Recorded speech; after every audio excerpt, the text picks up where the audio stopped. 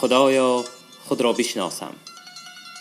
کتاب خاطرات از ادبیات شناس و نویسنده شهیر تاجیک زنده یاد رسول هادی زاده.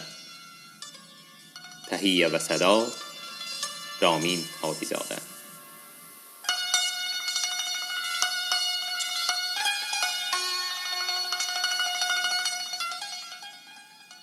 امروز 4 ماه اولین اقامت و تحصیل خود را در استالین آباد به یاد می آورم.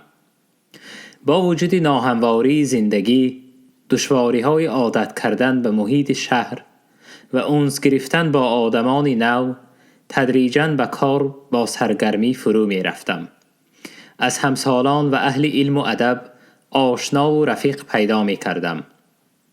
مقاله اولینم در اساس کاری دیپلمیم با نام تحقیقات علمی صدرالدین عینی عاید به تاریخ ادبیات تاجیک در مجله شرق سرخ به چاپ رسید. برای همین مجله حکایه خیلی خوبی کنار را با نام مادر ترجمه کردم. برای نشریات قصه نویسنده ازبک پرده ترسون را با عنوان معلم در ترجمه واحد اسراری تحریر نمودم. ترجمه قصه پسرم بعد از تحریر نشریات به چاپ امضا شد. به حاصلی آمد و رفتم را به اینستیتوت دیده از میرزایف اجازه گرفتم و بیشتر وقتم را در کتابخانه فردوسی می گذرانیدم. آن وقت کتابخانه در پهلوی مجسمه حاضره اسماعیل سامانی در جای عمارت 4 طبقه استقامتی واقع بود. یکی از عمارت‌های محتشم سالهای 30 پایتخت حساب می شد. در تالاری وسیع و خوش هوا و در گرمای تابستان سایه و سرد آن خواننده ها کم بودند.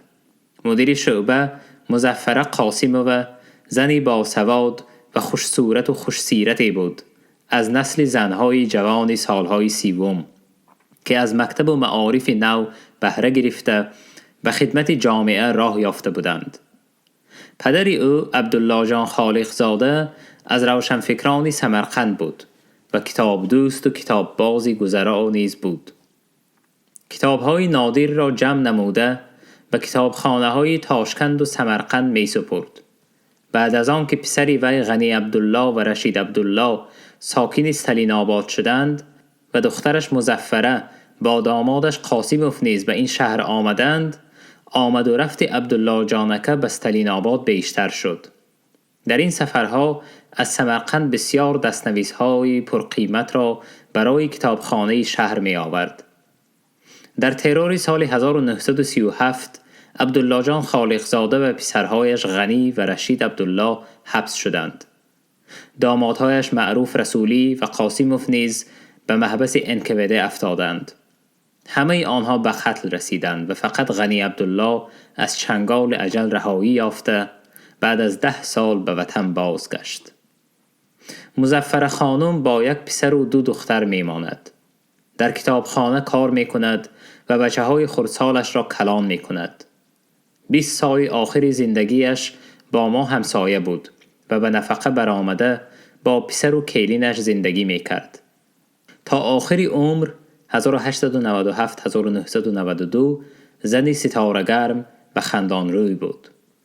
من همان بنای زیبای کتابخانه و چهره مهتابی این زن را با ایام جوانی خود توأم به یاد می آرم.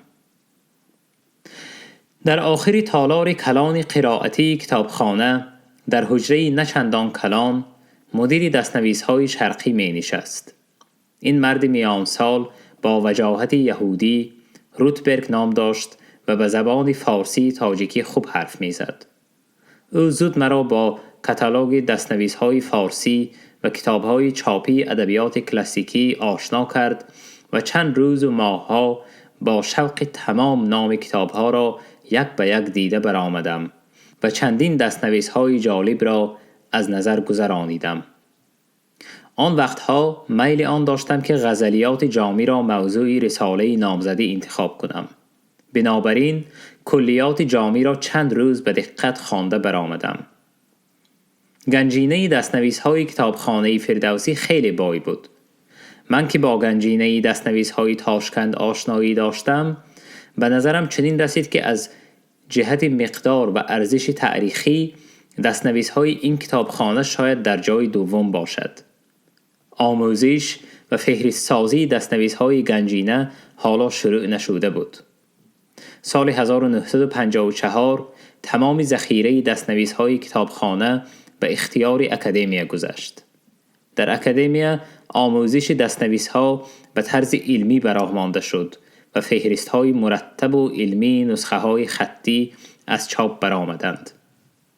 بعد از سالهای 60 عصر گذشته، کتابخانه فردوسی باز به جمع نمودن دست‌نویس‌های شرقی شروع کرد و حالا گنجینه‌ای بای کتاب‌های چاپی فارسی و نسخه‌های خطی زیاد گرد آمده است. چند پیش فهرست نسخه‌های خطی کتابخانه منتشر شد. سالهای اولینی در این کتابخانه کار کردنم را هرگز فراموش نمی کنم. در همین جا لذت و شوق بزرگی در آرامی خلوتگزینانه خواندن و از خود نمودن کتاب‌های از عصرهای گذشته به ما میراث مانده را حس می‌کردم. ورق‌های پریشانی که آن سالها در کتابخانه نوشته بودم امروز گاه پیدا می‌شوند و ساعت‌های بهترین دانش اندوزیم را به یاد می‌آورند. بعدها مسکو و سن پتربورگ و سمرقند و قزان و آرنبورگ. در عین شوق و ذوق مشغولیت‌هایم در کارهای علمی و ادبی و ترجمانی واقعی عجیبی روی داد که آن را هیچ چشمدار نبودم. این بعد از آن بود که من با مقاله و تقریض و اشتراکم در محفل‌های ادبی بین اهل علم و قلم اعتباری پیدا کرده بودم. بیرون از مشغولیت‌های اسپرانتوره با اتفاق نویسندگان، مجله و روزنامه‌ها رابطه‌های ایجادی داشتم. آخرهای ینوری سال 1951 بود که ترسونزاده مرا دعوت کرد و گفت که در فلان روز تخمیناً ماه فوریه محاکمه مجله شرق سرخ سال 1950 برپا می شود و من هم در این مجلس اشتراک کنم. خصوصاً از آن سبب که در یکی از شماره‌های سال مقاله‌ام درباره فعالیت علمی استاد عینی مندرج است. فرح و فخری بود که به چنین مجلس معتبر نویسندگان دعوت شدم. مجلس بیگاه تخمیناً ساعت 5 در نشریات دولتی در بنای خانه مطبوعات در کابینت دیرکتور نشریات میر نورمتوف، او را دوستانش میرکا می گفتند، برپا شد. از اشتراک کنندگان مجلس اینها در یادم ماندند: ترسونزاده رئیس مجلس، اولغزاده، دهاتی، فاتح نیازی، میر شکر، معصومی، جلال اکرامی و از ادبیات شناسان یوری بابایف و خالق میرزازاده. الحق گل سری سبد ادبیات تاجیک جمع شده بودند. مرا همچون جوانترین این محفل کاتب تعیین کردند. محاکمه مجله خیلی جدی و پرمضمون می‌گذشت. سخن درباره اثرهای نثر بدیعی، شعرهای لیریکی و منظومه‌ها، آچرک و پوبلیسیستیکا و مقاله‌های منقدان و ادبیات شناسان در موضوع ادبیات معاصر و کلاسیکی می‌رفت. برابر تعریف و ستایش‌ها سخنهای تند و تیز تنقیدی هم شنیده می‌شد. در این ضمن درباره مقاله من سخنهای خوب هم گفته شد. نوبت سخن به خالق میرزازاده رسید. من پیش از این با مقاله و بعضی کتابهای ایشان آشنا بودم. درباره طرز و سلیقه خوبی درسخوانی‌اش هم در سمرقند بسیار شنیده بودم. سالهای 1947-48 در اینستیتوت تاجیکی شهر سمرقند که از طرف تاجیکستان تأسیس گردیده بود، معلم نامدار ادبیات تاجیک میرزازاده بود. من سخنرانی او را بار اول می شنیدم. در واقع هم گفتار و سخنرانی نرم و آرام و فارم داشت. بعد از مقدمه او به تحلیل مقاله من گذشت و سخن وی سراسر تنقید و مذمت مقاله بود. من سرخ شدم، خجالت کشیدم، اما دو چیز را حس می کردم. اول اینکه در این سخنها غرضی نهان نبود. دوم اینکه ناطق برای تصدیق سخنهای مغرضانه فکر و نکته‌های مقاله را تحریف می کند. بعد از 2-3 ناطق الاغزاده به سخن برآمد. خیلی آرام و به تأنی حرف میزد. درباره مضمون و محتویات مجله تحلیلات خوب ایراد نمود. در آخر از مقاله من سخن کرده به طرز قاطع انتقاد میرزازاده را رد نمود و گفت با باور کامل میتوانم گویم که در بین مقاله های تنقیدی و تدقیقی مجله در سال 1950 مقاله هادیزاده از بهترین هاست. پس از زیاده 50 سال که از این واقعه گپ گشادم، منظور دفاع از مقاله هم نیست، زیرا مقاله دیرتر موقع و ارزش خود را پیدا کرد. ما هم با میرزازاده آشتی کردیم و با ایشان در صلح و صلاح بودیم. عجبش این که دانشمندی که نمونه عینی را نه بیش از تذکره ارزیابی کرده بود، بعد از 20 سال مقاله نوشته این اثر را سرآغاز ادبیات شناسی نوی تاجیک قلمداد کرد. همان فکری که 20 سال پیش در مقاله‌ام گفته بودم. سالها گذشت و بعد فهمیدم که تنقید مقاله من در ارزیابی مقام عینی همچون اساسگذار ادبیات شناسی نوی تاجیک ریشه های عمیق اجتماعی و تاریخی داشته است. این از رویه مفکوروی پیش آمد که مقام و نفوذ عینی را در ترقیات ادبیات نوی تاجیک تا اندازه پست کنند. میرزازاده میتوان گفت یکی از تبلیغگران همین رویه فکری بود. خالق میرزازاده در اول سالهای 60 عصر گذشته درباره راه‌های ترقیات ادبیات شوروی تاجیک به تألیف رساله دکتری شروع نمود. در همین سالها از روی مواد رساله دکتری مقاله و رساله های مختلف به چاپ رساند. از این مقاله و سیرهای تاریخی تصوری حاصل می شد که سازندگان و بنیادگران ادبیات نوی تاجیک حمدی، منظم، راجی، حاجی معین مهری قربی و باز چند سیماهای نه چندان درخشان بودند و عینی هم در قطار همینها بود. به عباره دیگر گوییم عینی در ادبیات نوی تاجیک موقع و مقام پیشصفی و بنیادگذاری نداشت. از این نوشته های میرزازاده فهمیدم که چرا من هدف تیری تنقید او شده بودم. سبب اساسی تنقید آن بوده است که من عینی را همچون اساسگذار ادبیات شناسی نوی تاجیک توصیف نمودم. مقاله و تألیفات میرزازاده در دایره های رسمی علم و ادب شور و نارضایت برانگیخت. شخصانی با نفوذ مثل ترسونزاده، برگینسکی، ظریف رجبوف در آن فکر بودند که میرزازاده را که یکی از شخصان معروفی تاجیکستان است به راهی درست باید هدایت نمود. خلاصه بعد از مباحثه و گفتگوهای حزبی و رفیقانه میرزازاده رساله دکتری را به زمانه و حقیقت تاریخی موافق کرد و برای دفاع به شورای علمی دانشگاهی به نام لنین پیشنهاد نمود. مجلس دفاع با آرامی و صلح آغاز یافت. صاحب رساله و مقرران نیز با دلیل و برهانهای قاطع ارزش علمی رساله را تأیید نمودند. در همین وقت یک عالم زبانشناسی معروف و از پس وی ادبیات شناسانی از موضوع رساله دور، هر دو هم یهودیان مکتب شرق شناسی روس بودند، به سخن برآمد سطح علمی رساله را سخت تنقید نمودند.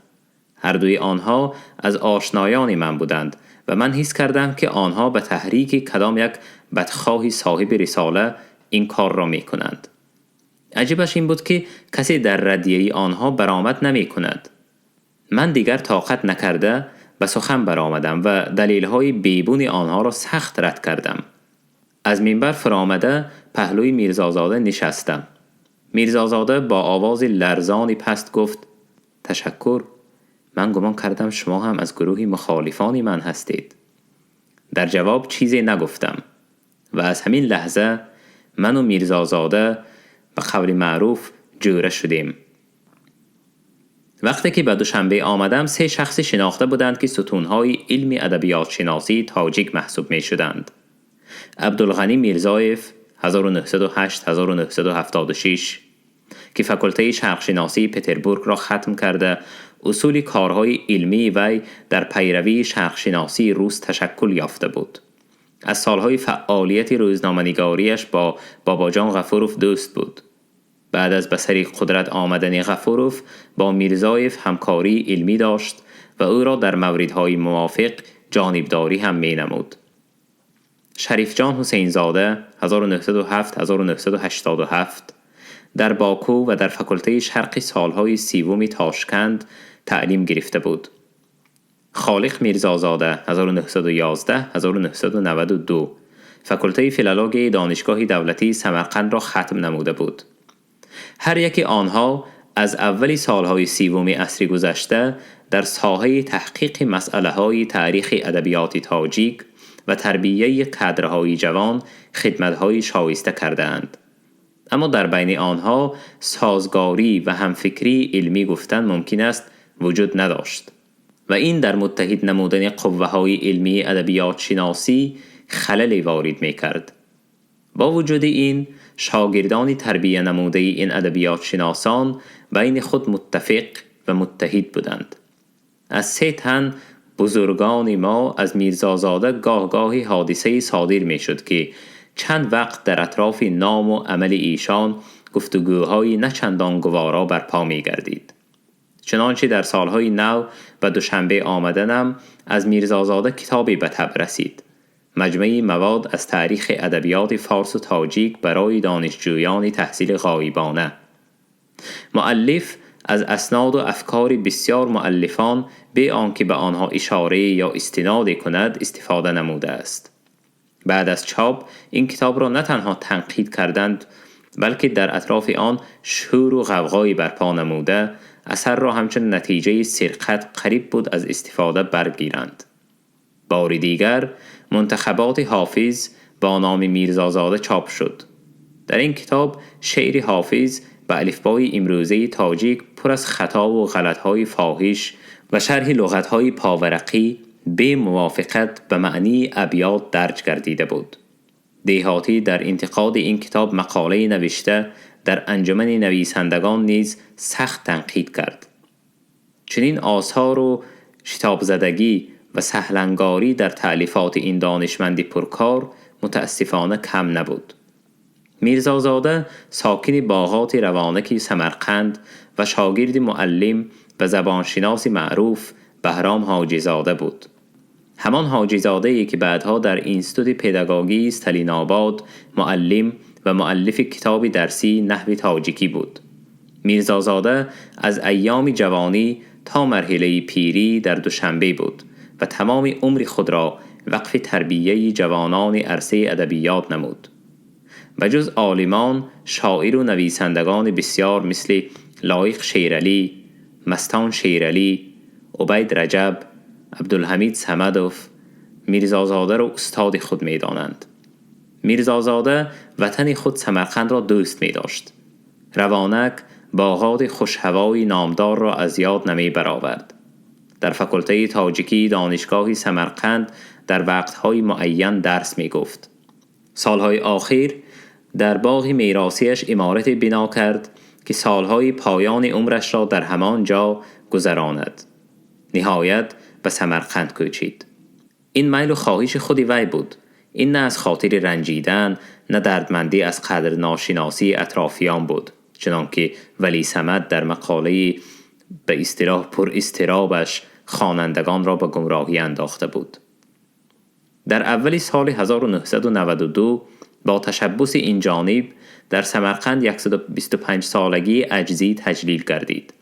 با خواهش من میرزازاده همچون یکی از اولین تدقیقگران عجزی در آغاز مجلس راجع به افکار و آثار عجزی گزارش خوب کرد.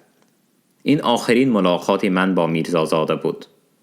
شنیدم که سال 1993 جهان را پدرود گفته است. رحمت الله علیه.